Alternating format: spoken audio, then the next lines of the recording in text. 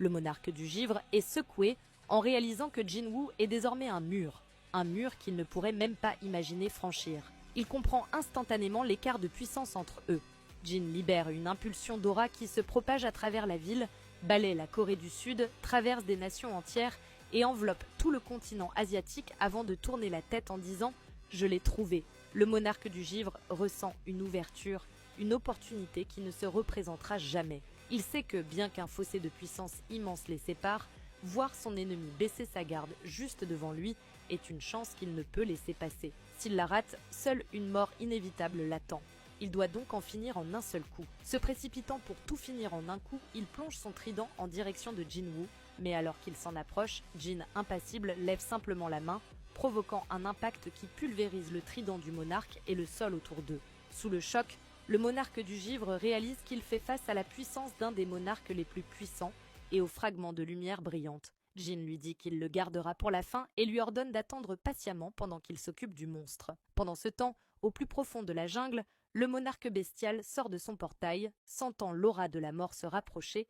Il regrette d'avoir inutilement disputé le monarque du givre, car cela l'a retardé dans sa fuite.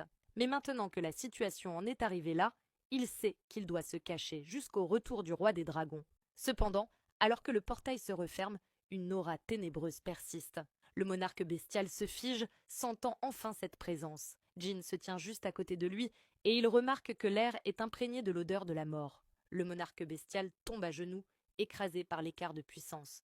Il sait qu'il ne peut ni fuir ni gagner. La peur de la force que l'expérience lui a appris à connaître baisse la tête, obéit-lui. Son instinct lui hurle de se soumettre. Baek est enfin vengé. Il incline la tête et dit « Ô monarque des ombres, moi, le roi des bêtes, ne souhaite pas vous combattre. » Jin accepte sa soumission et le monarque bestial sourit, convaincu de sa propre ruse. Quel idiot, il n'est pas le vrai monarque des ombres, pense-t-il. Il pense que si Jin était vraiment le monarque, il ne lui pardonnerait jamais, surtout après l'avoir déjà trahi et tenté d'éliminer son hôte. Se fiant à la naïveté des humains et à leur tendance à pardonner, il espère simplement gagner du temps jusqu'à l'arrivée du roi des dragons. Quand ce moment viendra, il prévoit de réduire son corps en pièces, mais avant qu'il ne puisse aller plus loin dans ses pensées, Jin l'interrompt.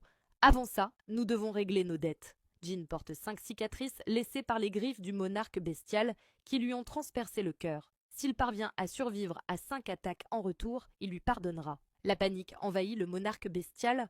Se sentant insulté par cette provocation, il se transforme en un immense loup, débordant de rage, face à l'audace de Jin de le défier ainsi, lui, le roi des bêtes. Il saute sur Jin prêt à le croquer.